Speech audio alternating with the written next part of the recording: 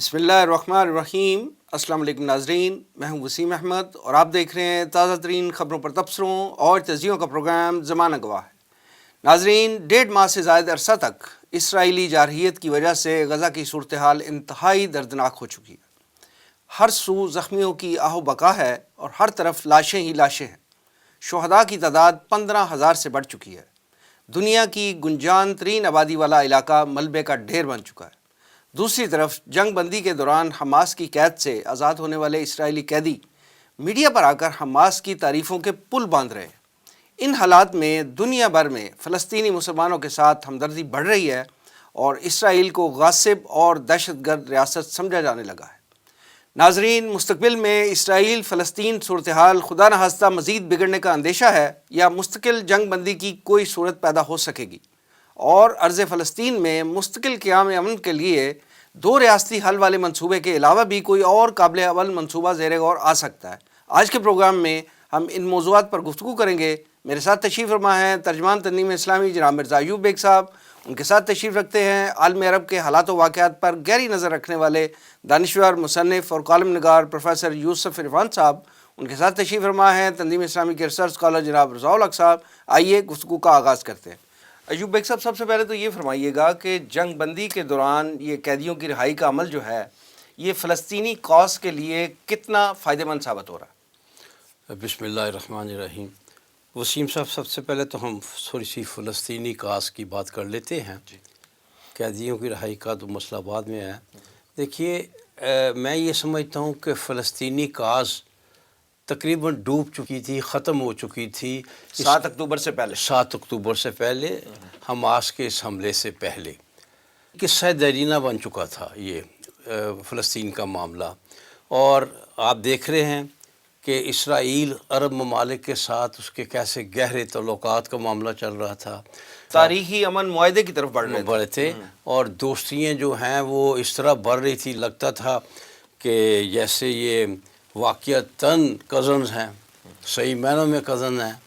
اور وہ جو کلنٹن کزن کی بات چھوڑ گیا تھا وہ انہیں بہت اچھی طرح یاد آ گئی ہے، اور اب یہ حقیقی کزنز کی طرح رہیں گے اور ان میں کوئی ظاہر ہے جائیداد کا جھگڑا بھی نہیں ہوگا جو ہم ریئل بردرز میں ہوتا ہے۔ تو یہ ایک اندھا دھند معاملہ چل رہا تھا کہ فلسطینی کاز کو ختم کرنے کی طرف۔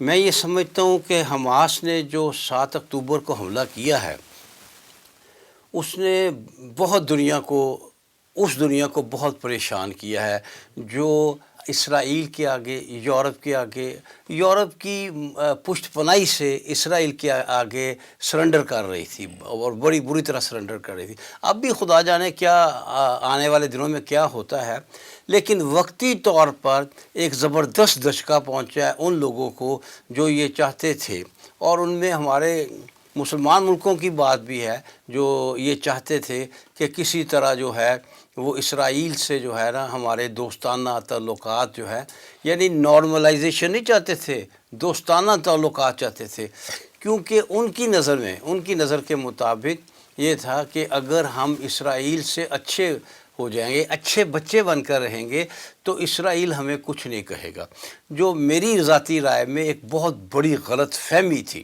ایک بہت بڑی خوش فہمی تھی انہیں۔ کیوں؟ اس لیے کہ ان کا اسرائیل کا جو اصل ہدف ہے وہ تو ہے گریٹر اسرائیل، اس کی بات آگے آ جائے گی۔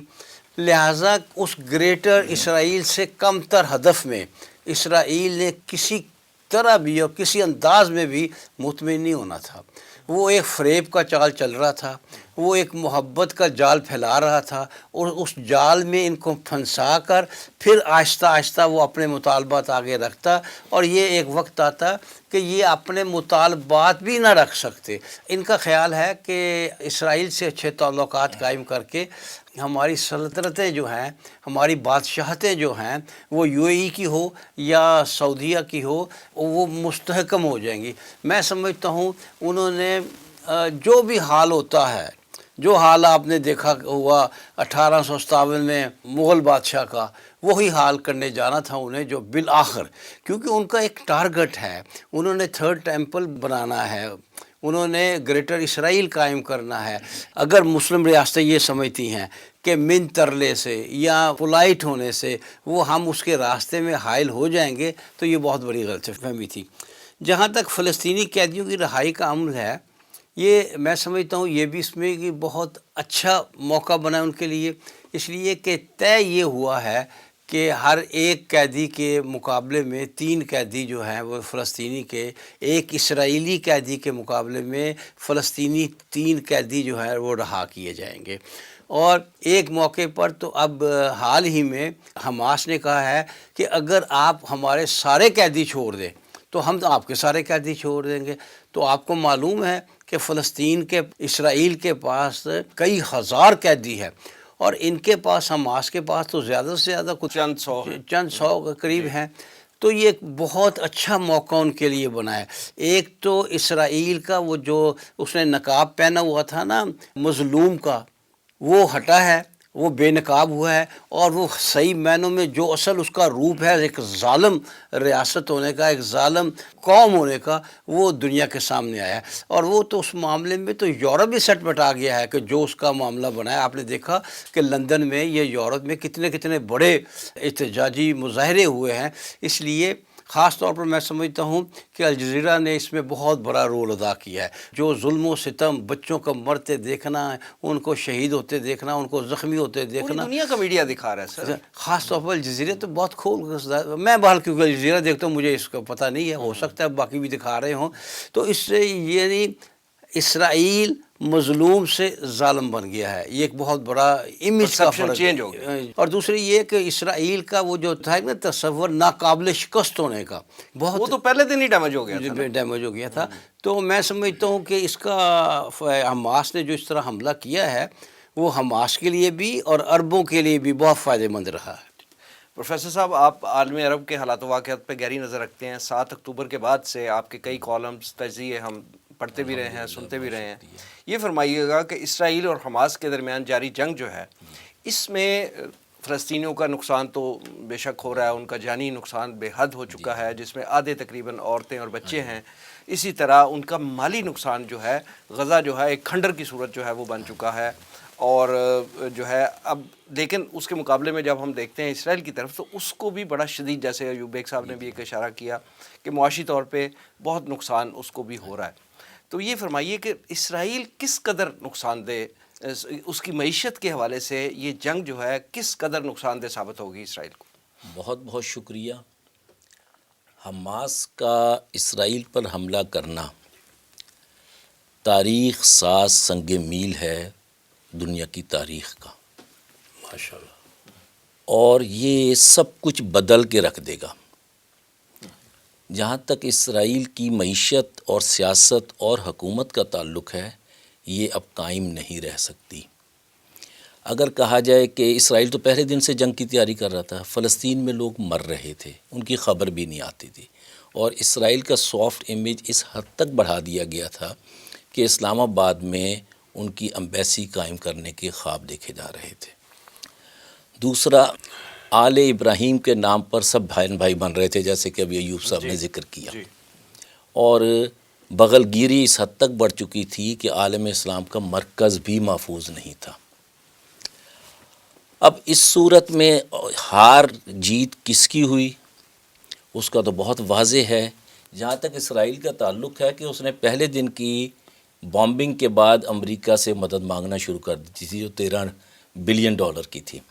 اس سے زیادہ پھر آگے تسلسل جاری ہے. فقط امریکہ ہی کا نہیں، اسرائیل کی حلیف ریاستیں دیگر جو ہیں وہ بھی دامے درمے سخنے ساتھ شامل ہیں. اب ایک بات کہ بھئی فلسطینی جو ہیں وہ تو پہلے بھی مر رہے تھے، ان کی خبر بھی اخبار میں نہیں آتی تھی. حماس کے حملے کے بعد خبریں کم از کم عوام کو تو پتہ چلیں. موت تو برحق ہے، اللہ کے حکم کے بغیر نہیں آتی، مگر اس اور ان کو تو شہادت مل رہی ہے. ہاں جی، شہادت جو ہے یہ موت کا اعلیٰ ترین مقام ہے.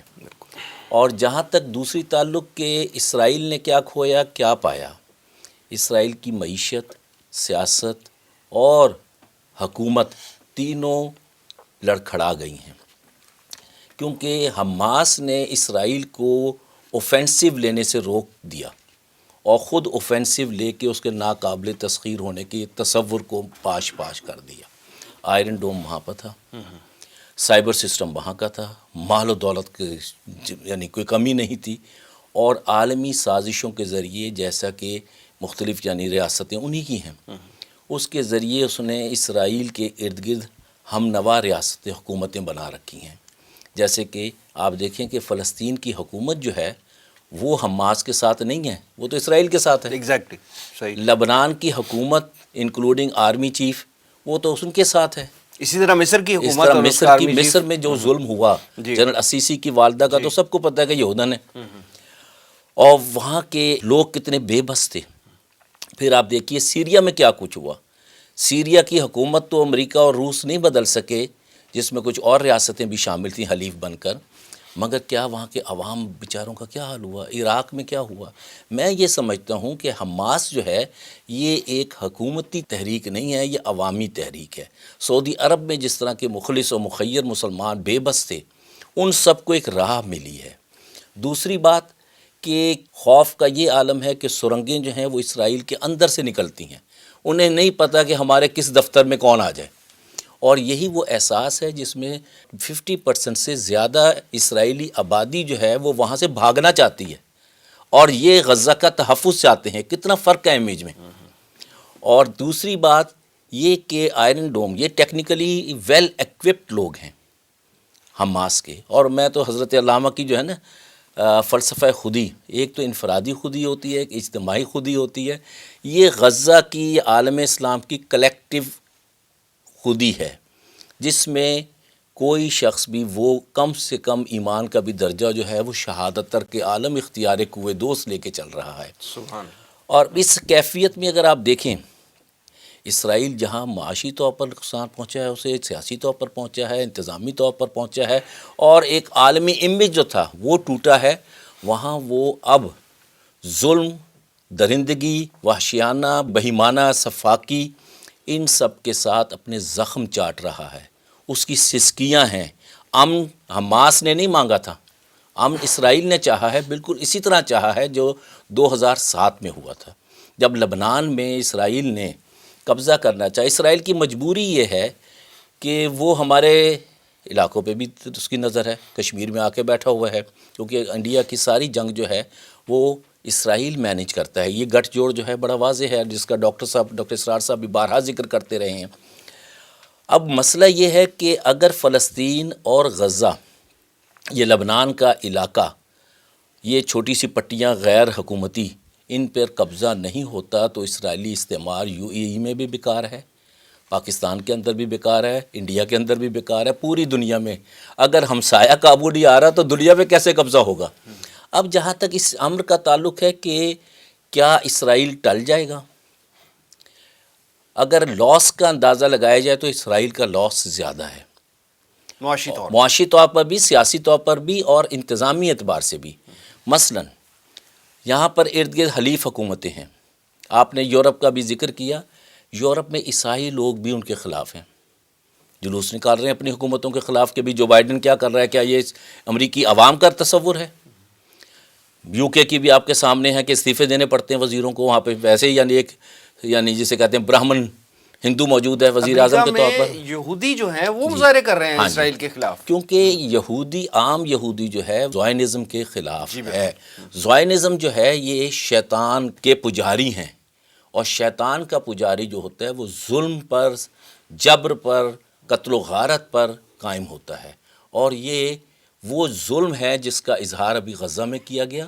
اور 2007 کا اگر آپ کو یاد ہو کہ حزب اللہ کے چیف کی بارڈر وائلیشن کی وجہ سے اسرائیل نے حملہ کیا، اور 37 دن جنگ جاری رہی، مگر اس لبنان کا ایک چپا زمین بھی وہ قبضہ نہیں کر سکے، حتیٰ کہ اسرائیل نے مدد مانگی، جیسے آج مدد مانگی ہے کہ ہمارے دوست ہمیں اس دلدل سے نکالیں۔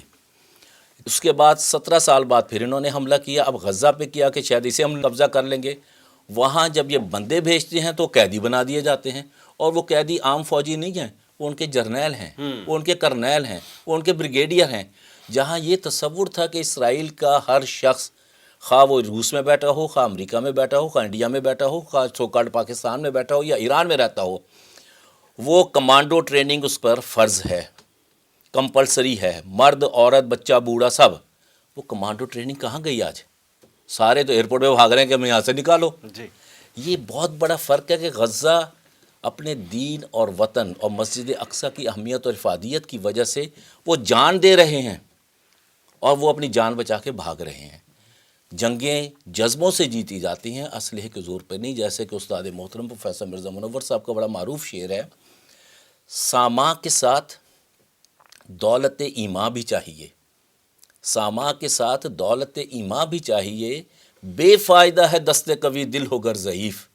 اسرائیل درندگی کر سکتا ہے، انسانیت سے عاری ایک ملک ہے، اور اس نے وہ کچھ یعنی دنیا کو دکھایا کہ اب اس کا سافٹ امیج بحال کرنا مشکل ہے. جبکہ اسرائیل نے بہت پہلے ہی کہہ دیا تھا کہ میڈیا میں میرا امیج خراب ہو رہا ہے، یو کے اور یورپ کے بلینئرز جو جیوز ہیں ان سے، کہ میرا امیج ریسٹور کیا جائے. اس کے لیے کام ہو رہا ہے. مگر الحمدللہ یہاں ڈاکٹر اسرار صاحب، دیگر یعنی اس ہم نوا لوگ جو ہیں پوری دنیا میں ہیں. ڈاکٹر صاحب کی آواز فقط یہیں نہیں پہنچتی، پوری دنیا میں پہنچتی ہے، اور جہاں مظلوم ہیں وہاں ڈاکٹر صاحب کی فریاد موجود ہے. یہ ادارے کام کر رہے ہیں، یہ عوام کی آگاہی کے لیے کام کر رہے ہیں. اگر عوام آشنا ہیں تو حکمران خارج ہو جائیں گے. اب یہی دیکھیے کہ انہوں نے یہ سارا امن کا کھیل کھیلا ہے قطر سے. قطر کیا ہے؟ قطر امریکہ کا سینٹ کوم کا دفتر ہے، وہ اس کا ہیڈ آفس ہے، سیاسی معاشی اور فوجی اڈہ ہے، جہاں سے یہ اسلامی اتحادی فوج کے سربراہ بھی پیدا کرتے ہیں، جہاں سے طالبان کے مذاکرات بھی وہ کراتے ہیں. اب اس کیفیت میں دیکھیے کہ فوراً جب اسرائیل کی چھترول زیادہ ہوئی ہے تو وہ اس طرف چلے گئے. جبکہ حماس کے نمائندہ جو تھے حماد، ان کی سٹیٹمنٹ موجود ہے کہ اسرائیل اگر ہم سے لڑنا چاہتا ہے تو لڑے. دوسری بات یہ کہ ہم 7 اکتوبر کا واقعہ بار بار ریپیٹ کر سکتے ہیں. یہ ان میں جذبہ بھی ہے، صلاحیت بھی ہے، اہلیت بھی ہے، اور جذبے لڑتے ہیں، ورنہ بندوق خود بخود نہیں چلتی. اسی بیان کے اسی تھریٹ کے بعد جو ہے یہ جی، امن کی طرف جو ہے امن وہ کی سلسلہ طرف شروع ہوگا. رضا صاحب کو بھی شامل کرتے ہیں. رضا صاحب، حماس پہ اور بلکہ فلسطینی مسلمانوں پہ اسرائیل کا حملہ جو ہے وہ 1.5 ماہ سے زائد عرصہ جاری رہا. پھر یہ حالات پیش آئے تو امن کی طرف، امن کی پکار شروع ہوئی. قطر سب سے پہلے، اور پھر مصر بھی اس کے ساتھ معاون رہا. کچھ اور ممالک نے بھی کچھ رول ادا کیا ہے میڈیشن کا. تو ایک جنگ بندی کی، ایک عارضی جنگ بندی، اور پھر اس میں توسیع ہوئی ہے. آپ یہ فرمائیے کہ کیا یہ عارضی جنگ بندی جو ہے یہ مستقل جنگ بندی کی طرف بڑھ سکتی ہے؟ بسم اللہ الرحمن الرحیم. بہت شکریہ وسیم صاحب. جیسا کہ ایوب بیگ مرزا صاحب نے اور پروفیسر صاحب نے بھی بڑی تفصیل کے ساتھ جو اس وقت معاملات غزہ کے اندر اور حماس کے حملے کے بعد خاص طور پہ اسرائیل کو جو اس کا امیج کہہ لیں، اس کی معیشت کہہ لیں، اس کی سیاست کہہ لیں، اس کی ساکھ کہہ لیں، یا یہ کہ وہ جس حد تک اپنے آپ کو پروجیکٹ کروا چکا تھا پوری دنیا میں اور اس کے پشتیبان اس کی مکمل سپورٹ کر رہے تھے، اس کو کس حد تک دھچکا پہنچا ہے. بڑی تفصیل سے بات آ چکی ہے. دیکھیے یہ جو جنگ بندی کا معاملہ ہے، دیکھنا یہ ہے کہ اسرائیل جب قائم کیا گیا اور صہیونی جب آ کر وہاں پہ آباد ہوئے، تو کیا اس وقت سے لے کے آج تک اور 7 اکتوبر کے بعد بھی ان کے اہداف یا عزائم میں کوئی تبدیلی آئی ہے یا نہیں آئی؟ سب سے اہم چیز دیکھنے والی اس سوال کے جواب میں یہ ہے. دیکھیے جو گریٹر اسرائیل پروجیکٹ ہے اس کا آغاز 1897 میں جب ورلڈ زائنسٹ آرگنائزیشن کا پہلا اجلاس ہوا تھا، اور اس میں ان کے جو سربراہ تھے صہیونی تھیوڈور ہرزل، جس نے یہ اس اعلامیے میں باقاعدہ تذکرہ کیا تھا کہ اب وقت آ چکا ہے کہ ارض فلسطین پر وہ وعدہ جو خدا نے ہم سے کیا اس کو پورا کیا جائے، اور اسرائیل کی صہیونی ریاست، ہم صہیونی کہہ دیتے ہیں، اصل میں انہوں نے یہودی کا لفظ استعمال کیا تھا، یہودی ریاست قائم کی جائے. یہ علیحدہ بات ہے کہ وہ یہودی جو اس وقت اسرائیل میں موجود ہیں، بڑی تعداد، خاص طور پہ وہ جو کہ حکومت کر رہے ہیں اور وہ وہاں پہ ان کے سیاستدان ہیں، فوجی جرنیل ہیں، اور فوج میں دوسرے لوگ بھرتی ہیں جو آباد کار آ کے بیٹھتے ہیں، اور اسی طرح جو ان کے مذہبی پیشوا جن کا ربائز کہتے ہیں، وہ سب کے سب اشک نازی یہودی ہیں، یعنی نسلی یہودی نہیں ہیں. تو یہ جو بار بار کارڈ استعمال کیا جاتا ہے نا اینٹی سیمیٹزم کا، کہ یہودیوں کے خلاف بات کی جا رہی ہے، تو وہ یہودی نسل بنی اسرائیل سے تعلق ان کا ہے ہی نہیں. وہ اشک نازی یہودی ہیں، اور ان کے بارے میں بڑی معروف کتابیں بھی موجود ہیں. دا 13th ٹرائب ایک بڑی معروف کتاب ہے جس میں باقاعدہ ان کی ڈی این اے کو اور جینالوجی کو ٹریس کیا گیا ہے کہ یہ تو یورپین جوز ہیں جو کہ 6 یا 7ویں صدی عیسوی میں کنورٹ ہو گئے تھے جوڈائزم میں. بہرحال اچھا، اب وہ یہاں پہ آ گئے. جب وہ یہاں آئے تو انہوں نے کچھ اہداف مقرر کیے اپنے، اور ان کے اہداف میں نمبر 1 اس خطے پہ قبضہ کرنا تھا جو انہوں نے 1917 میں بالفور ڈیکلریشن سے کام شروع ہوا. 48 میں یہ ناجائز ریاست قائم کر دی گئی، 67 میں اس میں توسیع کر دی گئی مزید. اس کے بعد کچھ معاہدے ہوئے، کبھی کیمپ ڈیوڈ کا معاہدہ، کبھی پھر اوسلو اکارڈز، اور پھر ابھی حال ہی میں جس کا ابھی تذکرہ بھی آیا ابراہیم اکارڈز کے نام سے.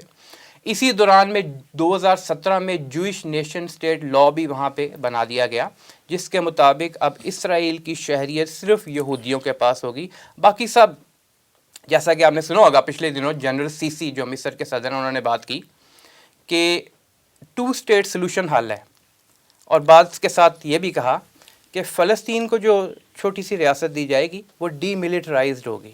یہی بات آپ کو جوئش نیشن سٹیٹ لا میں بھی نظر آتی ہے. اچھا، پھر یہ دیکھیے کہ حماس کا حملہ تو 7 اکتوبر 2023 کو ہوا. اس سے پہلے ان کے عزائم کیا تھے اور اہداف کیا تھے؟ آپ ان کے جو سیاستدان ہیں، ان کے جو حکمران رہے ہیں، ان کے جو فوجی کمانڈرز ہیں، جرنیل ہیں، جو ان کے صہیونی آبادکار ہیں، جو ان کے مذہبی پیشوا یا رہبائز ہیں، ان کے بیانات پڑھ لیں، آپ کے سامنے بات آ جاتی ہے. وہ تو سارے ایک لائن میں ہیں. نتنیاہو نے تو اب کہا ہے نا کہ یہ جو روشنی کے بچوں کی جنگ ہے تاریکی کے بچوں کے ساتھ، یعنی خود اس کے خیال کے اسی کے خیال کی بات کر رہے ہیں ہم، اپنی بات تو کر ہی نہیں رہے ابھی، اسی کے خیال کے مطابق. لیکن اس سے پہلے ان کا جو وزیر دفاع رہ چکا ہوا ہے ایوگڈور لائبرمین، اس نے یہ آن ریکارڈ ساری باتیں ہیں، اس نے کہا کہ جو فلسطین ہے اس میں یعنی پورے فلسطین میں سے فلسطینیوں کا صفایا کر دینا چاہیے. یہ 2007 کا اس کا بیان ہے. پھر نفتالی بینٹ جو کہ 2 سال قبل ان کا وزیر اعظم رہا ہے، اس کا 2013 کا اور 2014 کا 2 بیانات. ایک میں اس نے کہا کہ میں کئی فلسطینیوں کو قتل کر چکا ہوں اور مجھے اس پہ فخر ہے. دوسرا بیان اس نے کہا کہ فلسطینی بچے یہ سانپوں کے بچے ہیں، ان کو قتل کر دینا چاہیے، ان کی ماؤں کو بھی قتل کر دینا چاہیے. یعنی میں آپ کو ایک تھوڑا سا آئیڈیا دے رہا ہوں کہ ان کی آئیڈیالوجی کیا ہے. بچوں کو اتنی آسانی سے قتل کر رہے ہیں، بلکہ نسل کشی پہ لگے ہوئے ہیں. اب دیکھیے نسل کشی کی طرف آئیے تو جو تورات اور تلمود ہے جس کو وہ باقاعدہ فالو کرتے ہیں، اور اس کی بنیاد پہ ریاست اسرائیل قائم کی گئی ہے ان کے نزدیک، اس میں باقاعدہ اس چیز کا تذکرہ ہے، اور ان کے رہبائز بھی یعنی ان کے جو مذہبی پیشوا ہیں وہ بھی اس کا ذکر کرتے ہیں. ایک بڑا معروف ان کا مذہبی پیشوا گزرا ہے، دی ربی اس کو کہتے ہیں. یہ نتنیاہو کا مرشد بھی تھا، اور چند ایک ویڈیوز 2007 میں اور ایک پھر 2009 میں سامنے آئی تھی، ایک ہال کے اندر اور ایک پھر جو ان کی دیوار گریا اس کے پاس. وہ تقاضا کر رہا ہے نتنیاہو سے کہ جلد صفایا کرو فلسطینیوں کا، ہمیں اپنے مسایہ کا انتظار ہے. اسی طرح ایک اور ان کا جو رہبائی ہے اس کا نام ہے اسرائیل یائس. اس نے 2016 کے اندر یہ بیان دیا کہ امالکیوں، فلسطینیوں کو عمومی طور پہ وہ امالکی کہتے ہیں، لیکن خاص طور پہ غزہ کا ایک علاقہ ہے یہ جہاں سے وہ اب شمالی غزہ سے جنوبی غزہ میں بھیج رہے ہیں. شمالی غزہ کو امالکی کہتے ہیں، وہاں کے لوگ جو بستے ہیں ان کو وہ. تو اس نے کہا یہ امالکیوں کے مردوں کو، ان کی عورتوں کو، ان کے بچوں کو قتل کرنا، ان کے جو عبادت گاہیں ہیں ان کو مسمار کرنا، ان کو معاشی نقصان پہنچانا، ان کو ہر طرح سے تباہ و برباد کرنا، ان کے جانوروں کو، ان کے درختوں کو، ہر چیز کو کاٹ دینا، یہ ہماری تلمود کی تعلیمات کا حصہ ہیں. ان کی شیرخواہ بچوں کو بھی قتل کر دیا جائے. یہ ان کے الفاظ ہیں جو انہوں نے خود کہے ہوئے ہیں. سواب کا کام ہے. اب اس پوری سچویشن کو سامنے رکھتے ہوئے دیکھیں تو یہ سیز فائر کا سوال تو بنتا ہی نہیں ہے.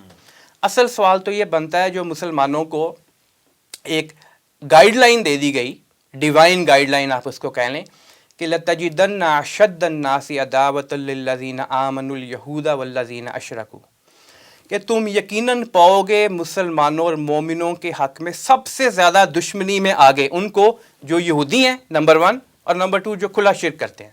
اور ہم دیکھتے ہیں کہ ان دونوں کا گٹھ جوڑ، جیسا پروفیسر صاحب نے بھی تذکرہ کیا، جو ہے ورڈکٹ clear آ cut۔ گیا اللہ تعالیٰ کا. اب مصر اور قطر، ان کے بارے میں تو پروفیسر صاحب نے بھی ذکر کر دیا اور ایوب بیگ مرزا صاحب نے بھی ذکر کر دیا کہ ان کے تو اپنی مصلحتیں ہیں. میں ابھی پچھلے دنوں انٹرویو سن رہا تھا، ایک بڑا مشہور پروگرام ہی چلتا ہے پی ایس مورگن کا، اس کے اوپر برطانیہ میں اسرائیلی سفیر آیا ہوا تھا. اس سے سوال کیا، اگرچہ پی ایس مورگن بھی پرو اسرائیل ہے، سوال یہ تھا کہ یہ جو عرب ممالک ہیں یہ تو بڑے ناراض ہوں گے یہ جو تم نے معاملہ کیا ہے. تو اس کا جواب یہ تھا، واللہ عالم اس میں کتنی صداقت ہے کتنی نہیں، اس کا جواب یہ تھا کہ وہ تو خود چاہتے ہیں کہ حماس کا خاتمہ ہو جائے. یہ ہمارا جو ایک معاملہ چل رہا تھا بڑے اچھے طریقے سے، ہم دوستی کے قریب جا رہے تھے، ہم ایک دوسرے کے ساتھ تعلقات بڑھا رہے تھے اور امن کے خواہاں تھے، یہ کہاں درمیان میں آ کے انہوں نے یہ مجاہدانہ جو سوچ ہے اور یہ جہاد اور یہ کہ جو قتال فی سبیل اللہ اس کی بات شروع کر دی. تو کہنے کا مطلب یہ ہے کہ یہ شارٹ ٹرم اور لانگ ٹرم کی بات سیز فائر کی تو اس وقت ہو نا کہ جب اسرائیل کا ہدف بدل گیا ہو. وہ چاہتے ہیں گریٹر اسرائیل قائم کرنا، اس کے لیے وہ چاہتے ہیں آرمیگیڈون ہو، ایک بہت بڑی جنگ، یہ ان کے ڈکلیئرڈ گولز ہیں. اس کے نتیجے میں وہ تھرڈ ٹیمپل بنائیں گے، مسجد اقصی قبۃ الصخرہ کو منہدم کرنا ان کی یہ پلان میں شامل ہے. اور پھر وہ یہ بھی چاہتے ہیں کہ یہاں پہ وہ مسیح آئے جس کو وہ مسیح کہتے ہیں، یعنی حضرت عیسیٰ علیہ السلام کو جب ان کے لیے مسیح بنا کر بھیجا گیا اللہ تعالیٰ کی طرف سے تو انہوں نے تو انکار کر دیا. ان کے نزدیک وہ سیٹ خالی ہے. ہمیں معلوم ہے حدیث کی روشنی میں کہ وہ مسیح الدجال ہوگا، تو وہ اس کا انتظار کر رہے ہیں. اور اس کا انتظار چاہے وہ آپ کا سیکولر یہودی ہو، چاہے وہ ان کا آرتھوڈاکس یہودی ہو، وہ سب اس کا انتظار کر رہے ہیں. ہاں اتنا فرق ضرور ہے، جو آرتھوڈاکس یہودی ہیں، جو انتہائی مذہبی یہودی ہیں، وہ یہ کہتے ہیں کہ یہ مسیحا پہلے آئے، ریاست اسرائیل بعد میں بنے. اور جو دوسرے ہیں جو اس وقت بیٹھے ہوئے ہیں وہ کہتے ہیں کہ نہیں، پہلے ریاست بن جائے اور پھر بعد میں دیکھا جائے گا کہ جو آتا ہے یا نہیں آتا. تو بہرحال وہ ہے نا کہ وہ مکروا مکر اللہ واللہ خیر الماکرین، وہ بہرحال اپنی چالیں چل رہے ہیں. اللہ تعالیٰ کی اپنی تدبیر اور انہی تدبیر میں سے یہ 7 اکتوبر کا حملہ ہے، اور اللہ کی تدبیر ہی بہترین تدبیر ہے انشاءاللہ. ایوب بیگ صاحب، ابھی جنرل سیسی کے حوالے سے 2 ریاستی حل کے بات آئی ہے. ایک رائے یہ بھی پائی جاتی ہے کہ 2 ریاستی حل جو ہے یہ ارض فلسطین میں امن قائم کرنے اور آگے بڑھنے کا واحد راستہ ہے. آپ کیا اس رائے سے اتفاق کرتے ہیں؟ دیکھیں، بات یہ ہے، ایک ہے بات عدل و انصاف کی اور حق کی بات، اور ایک بات ہے طاقت کی، لاٹھی کی بات. تو اصل میں حق و انصاف کی بات اگر دیکھی جائے، عدل کی بنیاد پر دیکھی جائے، تو یہاں صرف فلسطین کی ریاست بننی چاہیے، اور اس فلسطین کی ریاست میں یہودی بھی آباد ہوں، یہودی بھی ہوں، اور ان سے وہ سلوک کیا جائے جو غیر مسلموں سے حکم ہے اسلامی ریاست کو کہ کیا سلوک ہونا چاہیے. لیکن مسئلہ یہ ہے کہ مسلمان کم از کم 3 یا 4 صدیوں سے مسلسل زوال پذیر ہے. اور یاد رکھیے، جب کوئی قوم زوال پذیر ہو تو پھر اس کا حق نہیں دیکھا جاتا کہ اس کا حق کیا ہے، پھر یہ ہوتا ہے کہ اس پر ٹھونسا کیا جا سکتا ہے. تو امت مسلمہ، ویسے تو دیکھا جائے تو امت مسلمہ کہتے بھی کوئی شرم سی محسوس ہوتی ہے. کہاں ہے امت مسلمہ؟ مسلمان ممالک ہیں، مسلمان ممالک ہیں، لیکن بہرحال جس طرح ہم ایک گناہ گار سے گناہ گار مسلمان کو بہرحال کہتے ہیں تو مسلمان ہی ہے نا، اسی طرح آپ ان کو یہ مسلمان ممالک ہیں 58، انہیں امت مسلمہ کہہ لیں، لیکن حقیقت میں ان کا وہ رویہ تو نہیں ہے جو نبی اکرم صلی اللہ علیہ وسلم کی ایک حدیث کے مطابق ہے. امت مسلمہ ایک جسد ہے، اس کے ایک حصے میں اگر تکلیف ہو تو دوسرا حصہ آٹومیٹیکلی بے چین ہو جاتا ہے. وہ صورتحال تو نہیں ہے. اب یہ معاملہ یعنی زمینی حقائق کے مطابق ہم 3-4 صدیوں سے زوال پذیر ہے، اور اب ہمارا زوال جو ہے وہ زمین دوز ہو گیا ہے، بدترین سطح پر آ گیا ہے اس وقت. جو زمینی کل کیا ہوتا ہے یہ تو اللہ ہی جانتا ہے، ہم نہیں جانتے، یا ہمیں جو احادیث کے مطابق خبریں ملی ہیں ہم ان پر ایمان رکھتے ہیں کہ وہ کچھ ہوگا. لیکن اس وقت جو آن دا گراؤنڈ سچویشن ہے وہ یہی ہے کہ مسلمان جو ہیں وہ تو جیسے کہ ابھی رضا صاحب بتا رہے تھے کہ، اور بالکل ٹھیک بات ہے یہ، کہ خود مسلمان حکمران جو ہیں، اور شاید اس میں کوئی بھی ایکسیپشن نہیں ہے، وہ کہہ رہے ہیں کہ حماس نے کیا مصیبت ڈال دی ہمیں. میں یقین سے کہہ سکتا ہوں کوئی ایکسیپشن نہیں ہے.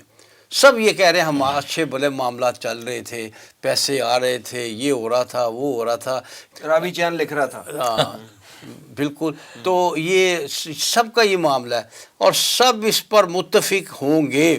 بلند آواز سے تو انہوں نے کہا کہ جلد سے جلد جسے کہتے ہیں نا یہ ٹھپے جائیں، یہ Settle down ہو معاملہ. ہاں تو سیٹل ڈاؤن، اور ہمارا وہی جو امن کا معاملہ اور محبتیں اور جو چیز وہ دوبارہ چل جائے.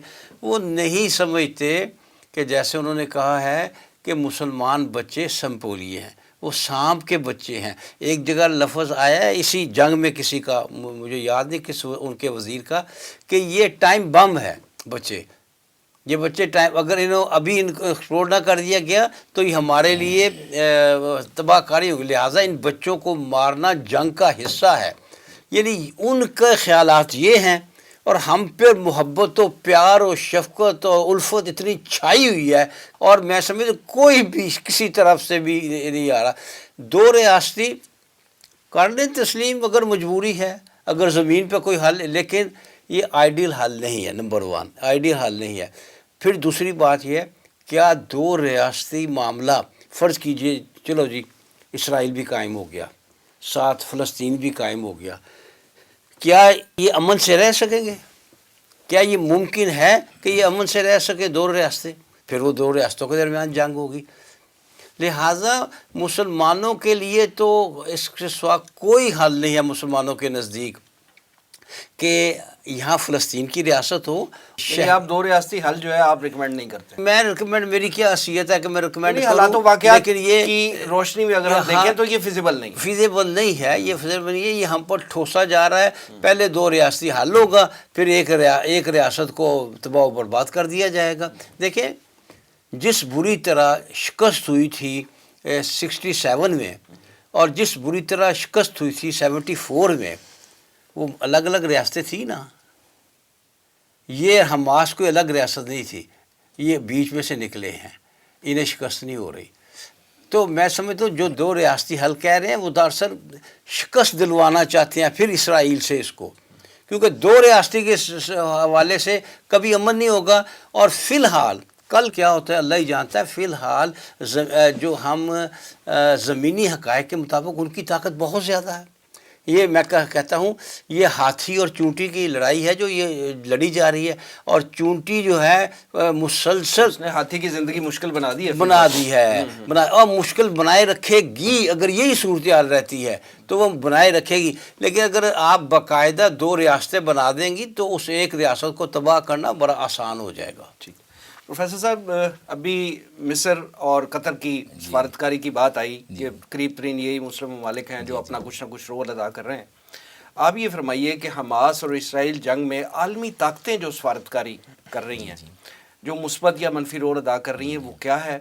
اور خاص طور پہ پاکستان، ایران، افغانستان، میں افغانستان کا نام اس لیے لے رہا ہوں کہ وہاں پہ اسلامی حکومت قائم ہے، وہ جو سفارتکاری کر رہے ہیں وہ کتنی فائدہ مند ثابت ہو رہی ہے، یا ان کو کس انداز میں سفارتکاری کرنی چاہیے کہ ہم واقعتاً امت مسلمہ کا ایک فرد لگیں، ایک حصہ لگیں، ایک ایفیکٹو رول ہمارا کیا ہونا چاہیے؟ بہت بہت شکریہ. سوال تو آپ کا بظاہر ایک ہے مگر اس میں کئی سوال ہیں. اور پہلی بات تو یہ ہے کہ عالمی سفارتکاری کس کام کے لیے ہو رہی ہے. عالمی سفارتکاری کا جیسے کہ ابھی ایوب صاحب نے بھی ذکر کیا، رضا الحق صاحب نے بھی ذکر کیا کہ دو ریاستی حل، 2 اسٹیٹ آپشنز. پہلا سوال یہ ہے کہ کیا 2 اسٹیٹ آپشنز پہلے کام نہیں کر رہی؟ لبنان میں کس کی حکومت ہے؟ حماس کی تو نہیں ہے، حزب اللہ کی حکومت ہے. حزب اللہ کے عوام کا کیا رویہ ہے حزب اللہ کے ساتھ کہ وہ جو ایک چپا زمین بھی نہیں دیتے. دوسرا حماس، محمود عباس تو ان کے ساتھ نہیں کھڑا. 2 اسٹیٹ آپشن، 2 اسٹیٹ تو پہلے ہی موجود ہیں. اب جہاں تک اس چیز کا تعلق ہے کہ یہ لڑائی کس حد تک پہنچ گئی ہے، اسرائیل نے کہا کہ ہم حماس کو ختم کیے بغیر جنگ بندی نہیں کریں گے، مگر ہانپ اتنے گئے ہیں کہ جنگ بندی دنیا سے مانگ رہے ہیں کہ سارے چہرہ بچا لو. حماس نے جواب کیا دیا؟ ہم اسرائیل کا وجود تسلیم نہیں کریں گے، جیسے کہ قرآن میں ہے، جیسے کہ اسوہ رسول صلی اللہ علیہ وسلم کی تعلیمات میں ہے، اور جیسا کہ تاریخ اسلام میں عثمانیہ سلطنت ہو یا دیگر سلاطین ہوں، ان لوگوں نے مسجد اقصیٰ کو قبلہ اول ہی کے طور پر جانا ہے۔ اب دوسرا مسئلہ یہ ہے کہ کیا یہ اسرائیل اس میں کامیاب ہوگا؟ اگر امن عارضی ہو بھی جاتا ہے، کیا حماس سرنڈر کرنے کو تیار ہے؟ کیا حماس کی سپلائی لائن HR کی، ہیومن ریسورسز کی، کیا وہ ٹوٹ گئی ہے؟ اس وقت تو وہ محصور ہیں، امن میں راہیں کھل جائیں گی۔ جیسا کہ ابھی آپ نے دوسرا ذکر کیا کہ افغان گورنمنٹ کا بھی عذاب وہی ہے جو پاکستان کا ہے کہ ملی جلی حکومتیں ہیں، دوحہ سے آئی ہیں، انہی میں مجاہدین بھی شامل ہیں۔ انہوں نے تو پہلے ہی کہا تھا کہ ہمیں اگر اجازت دے دی جائے سیریا سے یا لبنان سے بھی تو ہم اسرائیل کے ساتھ نبٹ لیتے ہیں، مگر اجازت نہیں دی گئی۔ جہاں تک ایران کا تعلق ہے وہ بھی آپ کے علم میں ہے کہ ہمیں امریکہ روک دیتا ہے، ان کی سٹیٹمنٹ موجود ہے، اور انہوں نے بارہا کہا کہ حماس سے ہمارا کوئی تعلق نہیں۔ اور بھی بہت ساری سوشل میڈیا میں چیزیں موجود ہیں، مگر اس کی تفصیل میں نہیں جاتا۔ لیکن حزب اللہ کو تو بیک کر رہے ہیں نا۔ حزب اللہ کی قیادت جو ہے وہ پرو ایران ہے، عوام پرو ایران نہیں ہے، کیونکہ وہ معاملہ اور ہے۔ پبلک میں جہاد جو ہے، جہاد قرآن اور اسوہ رسول صلی اللہ علیہ وسلم سے جنم لیتا ہے، وہ کسی فرقے سے نہیں لیتا۔ فرقے سے جب لیتا ہے تو خانہ جنگی جنم لیتی ہے۔ جب آپ غزوہ بدر کو چھوڑ کے کسی اور جنگ کا ذکر کریں گے تو خانہ جنگی جنم لے گی، اس کا شکار ہوئے ہوئے ہیں۔ مگر حماس کی اس ایکٹیویٹی نے پوری دنیا کے نظام کو ہلایا ہے، اور جو فیوچر میں نظر آ رہا ہے کہ امن ہوگا تو گوریلا جنگ ہوگی۔ گوریلا جنگ یہ بالکل یعنی اگر یہ سیز فائر ہو جاتا ہے، مستقل جنگ بندی ہو جاتی ہے جی، تو گوریلا وار جاری رہے گی آپ کے خیال میں؟ کیونکہ حماس جو ہے یہ افغان جہاد کی امپرووڈ فارم ہے۔ افغان جہاد میں زیادہ شہداء اور زیادہ مجاہدین عرب تھے۔ آپ کو یاد ہوگا 2007 میں جب اسرائیل نے لبنان پہ قبضہ کرنا چاہا تو گھروں میں جو بندوقوں سے مزاحمت ہو رہی تھی وہ پاکستان بیٹ تھیں۔ پاکستان بھی بالکل اسی طرح کی کیفیت میں ہے کہ ریاست جو ہے مسلم سٹیٹ، اسلامی ریاست تو قائم ہو گئی ہے، جہاں تک پولیٹیکل ول کا تعلق ہے اس کے پریویل کرنے میں رکاوٹیں ہیں۔ اسرائیل کا بھی پرابلم جیسے کہ ابھی رضا الحق صاحب نے ذکر کیا کہ پہلے ریاست بنائی جائے یا پہلے مسیح الدجال کا انتظار فرمایا جائے، یہ وہاں پہ بھی مسئلہ ہے۔ پولیٹیکل ول وہ جو اپنے ہمسایوں میں چاہتے ہیں وہ ہوتی نہیں، پوری دنیا میں قائم ہو چکی ہے۔ اب اس میں جہاں تک یہ تعلق ہے کہ کیا ارد گرد کی ہمسایہ ریاستیں انکلوڈنگ سعودی عربیہ، کیا اب وہ اسرائیل سے پہلے کی طرح بغلگیر ہو سکتے ہیں؟ بالکل نہیں ہو سکتے، وہاں کی پبلک انہیں کھا جائے گی۔ بالکل۔ دوسرا یہ ہے کہ کیا امریکن گورنمنٹ کے خلاف جلسے جلوس مظاہرے ہو رہے ہیں، اور ایک کمیونٹی نہیں کر رہی، یہودی بھی کر رہے ہیں، عیسائی بھی کر رہے ہیں، مسلمان تو بھی، ہاں جی، مسلمان تو اسی میں شامل ہو جاتے ہیں، کیونکہ بظاہر علیحدہ کریں گے تو پٹائی ہو جائے گی زیادہ ہی۔ مگر یہ دیکھیے کہ کیا یہ حکومتیں سٹیبل رہیں گی؟ اب جہاں تک اسرائیل کا تعلق ہے کہ اسرائیل کیا ڈھیر ہو جائے گا، شکست تسلیم کر لے گا، میرا اپنا گمان ہے کہ ابھی وہ تسلیم نہیں کرے گا، کیونکہ اس کی امیدیں جو ہیں وہ معاشی نظام میں ہیں، عالمی نظام میں ہیں۔ یہ عالمی نظام جو جنم لیتے ہیں اور اس کے ذریعے ہمارے پاس بھی اسلامی جمہوریتیں آ جاتی ہیں۔ جمہوریت اپنی جگہ ہے، اسلامی نظام بالکل مختلف ہے، وہ پیوند کاری سے نہیں چلتا، نہ ہمارے پاس دین رہتا ہے، نہ ہمارے پاس دنیا رہتی ہے، ہم یہ پیوند کاریاں کر رہے ہیں۔ اسلامی نظام تو بڑا سادہ سا ہے، ایک مکمل پیکج ہے، وہ مکمل پیکج ہے، وہ الٹیمیٹلی صاحب رائے سے ہو کے صاحب رائے پہ جاتا ہے۔ صاحب رائے جو ہے کیا ریڑھی بان جس کو اپنے ہمسائے کے حقوق کا نہیں پتہ، کیا وہ ووٹ ڈال کے حکومتیں بنائے گا؟ یہ کام نہیں چلتا ہے۔ اور دوسری بات جو ہے کہ اگر عالمی نظام کو اگر آپ دیکھیں، یہودی اسی طرح پریشان ہے جس طرح ہم مسلمان پریشان ہیں۔ یہودی نے عیسائی عوام، اگر آپ نیتشے کو دیکھیں جو جرمن فلاسفر ہے، اس نے اپنے خیالات کا، جس کا حضرت علامہ نے بھی ترجمے کیے ہیں کئی بار، وہ یہ ہے کہ میں دیکھ رہا ہوں کہ یورپ کا مالیاتی نظام یہودی قبضہ کر رہا ہے۔ اس وقت یہودی نام تھا، زائنزم کے نام کے بعد میں آئے ہیں، کیونکہ یہ ایلیٹ ہے جس نے انٹرنیشنل سٹیزنز ڈیولپ کیے ہیں۔ اور زائنزم میں مسلم زائنسٹ بھی ہے، یہودی زائنسٹ تو ہے ہی، عیسائی زائنسٹ بھی ہے، ہندو زائنسٹ بھی ہے، سکھ زائنسٹ بھی ہے، ایرانی زائنسٹ بھی ہے، فلانے پتہ نہیں کتنی نسلیں، they are called international citizens. اب جہاں تک اب یہ تعلق ہے، اور انہوں نے یہاں تک کہا نیتشے نے کہ میں جو دیکھ رہا ہوں کہ کل گرجا گھر کا مجاور جو ہے وہ بھی یہودی ہوگا، اور یہ حقیقت ہے۔ اب جب انہیں موقع ملا کہ کوئی تو ہے جو نظریے سے نظریہ ٹکرا رہا ہے، وہ نظریہ جو ہے اسلام میرا اور آپ کا محتاج نہیں ہے. اگر ہم اسلام کی یونیورسل اقدار کے محافظ نہیں بنتے تو اللہ محافظ چنگیز خان کی نسل سے لے لیتا ہے. اب جہاں تک اس چیز کا تعلق ہے کہ اگر یہ وار یعنی ڈریگ آن ہوتی ہے گوریلا وار کی شکل میں بھی، تو میں سمجھتا ہوں کہ ارد گرد کی حکومتیں بھی تبدیل ہوں گی اور یورپ اور امریکہ کی حکومتیں بھی تبدیل ہوں گی، کیونکہ عوام زائنزم کے خلاف اسی طرح ہی تنگ ہیں جس طرح ہم تنگ ہیں. اس کی کیا ہے، اس کی جڑیں کہاں ہیں؟ اسرائیل کی جڑیں اگر آپ دیکھیں گے ان کو کاٹا جائے گا. حماس اگر یہ وار کنٹینیو کرتی ہے تو وہ جڑیں کٹیں گی. اس میں سب سے بڑی کیا چیز ہے؟ Black rock. 3 تنظیمیں ہیں جس کے 2 مالک ہیں. بلیک راک ہے، وین گارڈ ہے جس کو یہاں پہ بھی ایک شاپ کھولی گئی تھی اور جس کے کابرین ہمارے روز میڈیا میں بیٹھے ہوتے ہیں، نام میں نہیں لیتا، آپ سب جانتے ہیں. تیسری ہے اسٹیٹ اسٹریٹ. یہ 3 کمپنیز ہیں، 2 مالک ہیں. 2 مالک کی بھی شکل کوئی کم ہی دیکھتا ہے اور وہ $66 ٹریلین کا اس کا کیپٹل ایسٹ ہے. 90% معاشی معاملات وہ چلاتے ہیں. یہ 13 ایلڈرز ہیں، پھر 300 ایلڈرز ہیں، کراؤن جو ہے کراؤن رائل. پھر اس کے بعد انٹلیکچوئلز آ جاتے ہیں، تھنکرز آ جاتے ہیں، جس میں وہ چومسکی بھی ہے، وہ جوئش ہے نا، مگر وہ بھی بل بلا رہا ہے. کہتا ہے کہ اگر اس طرح تنگ کرو گے تو ڈیسپریٹ اٹیمپٹ میں مسلمان متحد ہو گئے تو اسرائیل کا نام و نشان مٹ جائے گا، دیر نہیں لگے گی. کیونکہ یہ فقط پیدل ہی چل پڑے تو یہ کتنے ماریں گے. جیسے کہ ابھی آپ نے ذکر کیا کہ اسرائیل کو ایک بچہ مارنے کی کاسٹ کتنی پڑتی ہے. صورتحال یہ ہے کہ اسرائیل کے جو یعنی ٹیکنیکل سکل کے لوگ ہیں، مساعد کے لوگ ہیں یا وزیر دفاع ہیں، وہ کہتے ہیں کہ مثلا ایک ٹینک ہے $170 ملین کا بنا ہے اور ایک عام مارٹر سے وہ برباد ہو رہا ہے. وہ کہتے ہیں یہ قوت کون سی ہے جو لڑ رہی ہے، ان کی ایکوریسی کہاں سے آئی. مگر میں جو چیز محسوس کر رہا ہوں وہ یہ ہے کہ اگر جنگ کی میں یعنی تیزی آئی یا گوریلا جنگ میں ڈھلے تو وہ مظلوم عالمی آوازیں جو صہیونیت کے خلاف ہیں وہ کھڑی ہوں گی. اب یہ 3 کمپنیز کے کیا ہے سسٹم؟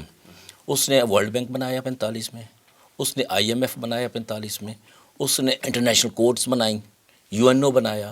اس کے بعد 65 کی جنگ کے بعد امریکہ جو ہے یہ اسرائیل کی رکھیل ریاست ہے، یہ آزاد ریاست نہیں ہے. عوام تو اب آئے ہیں باہر کے چلو بوت کٹیندے مائیے دے کہ اسرائیل کی پٹائی ہو رہی ہے تو ہمیں بھی حوصلہ مل گیا. جاپان ایک رکھیل ریاست ہے جسے ویسل اسٹیٹ کہتے ہیں، سیٹلائٹ کہتے ہیں. اب ان سب میں خوشی کی لہر ہے. اور اس وقت 65 کی جنگ کے بعد امریکہ نے ایشین ڈیولپمنٹ بینک بنایا جو ایک جاپانیز بیوروکریٹس جو تھا اس کو اس سے شامل کیا اور منیلا میں اس کا ہیڈ کوارٹر بنا دیا. یہ سارے ادارے ان کے ہیں اور یہ ادارے برباد ہوئے بغیر یہ جنگ کی صورت میں یہ برباد ہوں گے. دوسرا یہ ہے کہ اگر اس کا تدارک کیا جا سکتا ہے، امت مسلمہ مرحومہ نہیں ہے، اس کو احساس نہیں ہے کہ دنیا میں اسرائیل کے تانے بانے کیا ہیں. اسرائیل بعد میں بنا ہے، اس کے کارساز پہلے موجود تھے. وہ کارساز اس طوالت اور گوریلا جنگ کی صورت میں ناکام بھی ہوں گے، کمزور بھی ہوں گے اور یہ تانے بانے ٹوٹیں گے بھی. مگر ٹوٹنے میں سب سے بڑی اہم بات جو ہے پاکستان، ترکیہ اور ساتھ انڈونیشیا، مہاتیر محمد کی خدمات جو ہیں وہ کسی سے دور نہیں ہیں. انہوں نے ڈالر کو کیسے کرایا. اب تو چائنا بھی شامل ہے. اگر آپ دیکھیے کہ اب نسبتاً آسان ہے. چائنا نے جب امریکن پریزیڈنٹ سے ملاقات کی ہے تو اس سے پہلے آفیشیل جو میپ تھا چائنا کا وہاں سے اسرائیل کا وجود ختم کر دیا. یہ حماس کا وجود ختم کر رہے ہیں. انٹرنیشنل پاور جو ہیں، رائزنگ پاور جو ہیں، وہ اسرائیل کا وجود ختم کر رہی ہیں. اس کے ساتھ ساری ملٹی نیشنل جتنی یہودیوں کی ہے، چائنیز کی ہیں، علی بابا ہو یا دیگر ہوں، انہوں نے بھی نقشہ سے اسرائیل کو ہٹا دیا. یہ وہ زک ہے جو اسرائیل برداشت نہیں کر سکے گا، جو بلیک راک نہیں کر سکے گی، جو اسٹیٹ اسٹریٹ نہیں کر سکے گی، جو وین گارڈ نہیں کر سکے گی، جو میکڈونلڈ، KFC اور پتہ نہیں کیا کیا لانتے ہیں وہ نہیں کر سکیں گی. ایوب بیگ صاحب کنکلوژن کی طرف پڑھتے ہیں اور میں چاہوں گا کہ ہم عرض فلسطین میں مستقل امن قائم کرنے کے لیے، ایک عادلانہ نظام وہاں پہ قائم کرنے کے لیے آپ تینوں حضرات سے میں رائے لوں گا. تو آپ یہ فرمائیے کہ آپ کی نظر میں عرض فلسطین میں قیام امن کے لیے کوئی قابل عمل منصوبہ ہے؟ اگر ہے تو وہ کیا ہے؟ وسیم صاحب، میں سمجھتا ہوں عدل جو ہے وہ صرف واحد بنیاد ہے امن کی. عدل کے علاوہ اگر آپ امن قائم کرنے کی کوشش کریں گے تو ہمیشہ ناپائیدار ہوگی اور وہ کسی نہ کسی موقع پر کسی نہ کسی انداز میں ختم ہو جائے گی. لہٰذا ایک ہی حل ہے کہ عادلانہ طور پر جس کا جو حق ہے وہ اس کا دیا جائے. دیکھیں یہ جو کہا جاتا ہے نا کہ کیونکہ یہودی یہاں رہے ہیں اس لیے یہودیوں کا حق ہے، تو اس پر علامہ اقبال میں آپ کو پتہ ہے نا کیا کہا ہے، خاک فلسطین پہ یہود کا اگر حق، ہسپانیہ پر حق نہیں کیوں اہل عرب کا. تو مسئلہ ختم ہو جاتا ہے. اصل میں حق دیکھنا چاہیے اور جو عادلانہ معاملہ ہے وہ طے کرنا چاہیے. پروفیسر صاحب آپ کی نظر میں ارض فلسطین میں مستقل ہاں امن کے لیے کیا بنیاد تو یہی ہے جو ایوب صاحب نے ذکر کیا ہے کہ عدل قائم کیا جائے، مگر عدل کیونکہ قائم نہیں ہو رہا، اس کی صورت یہ ہے کہ کیا ہم نے اسرائیل ایک نسلی ریاست ہے، کیا ہم نے اس بوسنیا کو برباد ہوتے اپنی آنکھوں سے نہیں دیکھا موجودہ دور میں؟ کیا ہم غزہ کو نہیں دیکھ رہے؟ کیا انڈین مسلمز کو نہیں دیکھ رہے؟ کیا پاکستان کا عذاب نہیں دیکھ رہے؟ اس کا حل جو ہے، اس کے سب سے پہلا کام جو کہ انڈونیشیا میں مہاتیر محمد نے کیا تھا اور جو اس ترکیہ نے بھی کیا، جو ہمیں بھی کرنا چاہیے کہ وہ ڈی لنک ملیشیا وہ پاکستان کی اکانومی کو ڈی لنک کریں ڈالر سے. اس کے بعد جو دوسرا کام ہے، پاکستان میں کاٹیج انڈسٹری کے ذریعے پوری قوم کو اس راہ پہ لگائیں کہ چیزیں بنائیں اور بیچیں. اور سی پیک کی تو وہ سہولت ہے ہمیں کہ ہم جو بنائیں گے دنیا میں جائے گا، اور ہمارے پاس ایک رائزنگ پارک کا ایک حلیف موجود ہے، الائی موجود ہے، جس کا اپنا وجود پاکستان کی سرزمین سے گزرتا ہے. انڈیا کی تجارت ختم ہو جائے گی اگر وہ کراچی اور گوادر میں نہیں بیٹھتا ہے. جیسے کہ ڈابر ٹوتھ پیسٹ موجود ہے، وہ کراچی میں لگی ہوئی ہے کمپنی، پہلے دبئی میں تھی. ہمیں اپنی زمین کو صاف کرنا چاہیے، اور اس کے لیے اگر ہمیں ریاستی اعتکاف میں بھی جانا پڑے، اسٹیٹ ریڈنڈنس یعنی اعتکاف میں بھی، تو ہمیں جانا چاہیے. ہم اگر باہر ہی سے چیزیں امپورٹ کرتے رہیں گے، باہر ہی کی چیزیں احکامات لیتے رہیں گے، پھر وہی کچھ ہوگا کہ ہم بھی کہیں گے کہ 2 state option is the best option for the resolution of Israel اور Gaza issue. It's not the option, it's not the choice. اسلام جو ہے یہ ایک ہی چوائس رکھتا ہے کہ وہ من و ان نافذ کیا جائے. اس میں غیر مسلم بھی اتنے ہی محفوظ ہیں جتنا عام مسلمان محفوظ ہے. جیسے کہ حضرت قائد اعظم علیہ الرحمہ نے فرمایا کہ یہ دینی اور مذہبی اعتبار سے ہر غیر مسلم اتنا ہی حق رکھتا ہے جتنا مسلمان رکھتے ہیں. اسٹیٹ ریسپانسبلٹی کے حوالے سے ایکولی رسپانسبل ہیں. ہاں البتہ جہاں قانون یعنی سزا کا تعلق آتا ہے تو یہودی کو اس کی کتاب کے مطابق سزا دی جائے، عیسائی کو اس کی کتاب کے مطابق سزا دی جائے، یا ہندو کو اس کی کتاب کے مطابق سزا جائے، مسلمان کو اس کی کتاب کے مطابق سزا دی جائے. اور اسٹیٹ جو ہے وہ عدل قائم کرتی ہے. اور یہی سبب ہے کہ تاریخ اسلام میں بہت سارے واقعات ہیں کہ مسلمانوں نے غیر مسلموں کو زیادہ تحفظ دیا ہے، اور غیر مسلمان بھی اسی وجہ سے ہوئے. یہ ایک میں سمجھتا ہوں کہ آئندہ آنے والے دور میں بلک میں لوگ مسلمان ہوں گے اگر یہ پولیٹیکل ول پریویل کر جاتی ہے، اور یہ بلیک راک جیسے ڈاگز جو ہیں یہ منہدم ہوں گے اگر جنگ طویل ہو جاتی ہے. ضیاء صاحب ارض فلسطین میں قیام امن کے لیے کیا فارمولہ پیش کریں گے آپ؟ پہلی بات یہ کہ مسلمانوں کو اپنا بھولا ہوا سبق یاد کرنا ہوگا. اگرچہ اس میں کوئی شک نہیں کہ قرب قیامت کے حوالے سے یہ اس چیز کا بھی تذکرہ ہے کہ ایک وقت آئے گا کہ جو اہل کفر ہے وہ مسلمانوں کے اوپر ایک دوسرے کو یوں دعوت دے گا جیسے کوئی کھانے کے حوالے سے کوئی ایک دسترخوان چنا ہوا ہو اور وہاں پہ دعوت دی جاتی ہے کہ آؤ کھانا پک گیا ہے، تیار ہے، بڑے خوبصورت قسم کی ڈشز ہیں، تو آ کر سب اس میں حصہ لیں. کمزور ہو چکے ہوں اور اس کی تشخیص بھی کی وہ بیماری کیا ہوگی. نبی کریم صلی اللہ علیہ وسلم نے فرمایا کہ اس کی یہ وجہ نہیں ہوگی، میں مفہوم عرض کر رہا ہوں، کہ مسلمان تعداد میں کم ہوں گے، بلکہ ان کے اندر ایک بیماری پیدا ہو چکی ہوگی جس کا نام وہن ہے. اور وہن کی آپ نے تشریح فرمائی جب لوگوں نے پوچھا کہ حب دنیا و کراہیت الموت، کہ دنیا کی محبت اور موت سے خوف. ایک طرف یہ بات اپنی جگہ موجود ہے، لیکن قرآن پاک ہمیں یہ بھی رہنمائی دیتا ہے کہ جو کفار ہیں وہ آپس میں ایک جیسے نہیں ہیں، ان کے دل بھی پھٹے ہوئے ہیں. تحسبہم جمیع وقلوبہم شتیٰ، یہ سورہ حشر کی آیت نمبر 14 کا ایک ٹکڑا میں نے ابھی تلاوت کیا کہ تم سمجھتے ہو یا تمہارا گمان ہے کہ وہ آپس میں اکٹھے ہیں لیکن ان کے دل پھٹے ہوئے ہیں. تو بات یہ ہے کہ فلسطین کے حوالے سے 1099 میں جب صلیبیوں نے مسلمانوں سے چھینا تھا اور 1187 تک مسلمانوں کے پاس نہیں آیا، صلاح الدین ایوبی پھر اس دوران انہوں نے بہرحال پورا ایک جدوجہد کی، اپنی جہاد کیا، قتال فی سبیل اللہ کیا، اور اس کے نتیجے میں 1187 میں مسلمانوں کو واپس مل گیا۔ آج مسلمان 1099 اور 1187 کے درمیان کے دور میں ہیں۔ ہمیں دوبارہ اپنے آپ کو دین کی دی ہوئی تعلیمات کے مطابق بحیثیت امت کھڑا کرنا ہے۔ اس میں کوئی شک نہیں کہ ہم سے وعدہ کیا گیا ہے کہ هو الذی ارسل رسولہ بالہدی ودین الحق لیظہرہ علی الدین کلہ ولو کرہ المشرکون۔ وہ یہ اللہ جس نے بھیجا اپنا رسول نبی کریم صلی اللہ علیہ وسلم کو الہدا، کامل ہدایت یعنی قرآن کریم کے ساتھ اور دین حق کے ساتھ، تاکہ اس کو غالب کرے تمام جو زندگی ہے ان کے تمام گوشوں پر، یا یہ بھی اس کا مطلب نکلتا ہے کہ تمام ادیان پر۔ تو یہ باطل ادیان اپنی جگہ موجود ہیں، یہ موجود رہیں گے، ان کے خلاف ہمیں تیار کرنا ہے اپنے آپ کو کہ ہم کس طرح ان کے خلاف برسر پیکار ہوں، اور اسلام کے حوالے سے اور اسلام کی جو نشت ثانیہ اس کے حوالے سے ہمارے ساتھ وعدے موجود ہیں حدیث کے اندر کہ قیامت سے پہلے کل روح ارضی پر اللہ تعالیٰ کا دین غالب ہوگا۔ ہمیں اس کے لیے اپنے آپ کو تیار کرنا ہے۔ ہم 1099 سے 1187 تک کیا سفر کریں تو اللہ تعالیٰ صلاح الدین ایوبی رحمۃ اللہ علیہ بھی نیا ہمیں عطا کرے گا انشاءاللہ۔ انشاءاللہ۔ رضا الحق صاحب، جناب پروفیسر یوسف عرفان صاحب، جناب مرزا ایوب بیگ صاحب، پروگرام میں تشریف آوری کو بہت شکریہ۔ ناظرین، یہ تھا آج کا پروگرام۔ آج کے لیے اتنا ہی۔ ہمارے تمام سوشل میڈیا پیجز پر اس پروگرام کا فیڈ بیک ضرور دیجیے گا۔ آپ ہمیں ای میل بھی کر سکتے ہیں، ہمارا ایڈریس ہے media@tanzeem.org۔ اگلے پروگرام تک کے لیے وسیم احمد کو اجازت دیجیے۔ اللہ کے بعد۔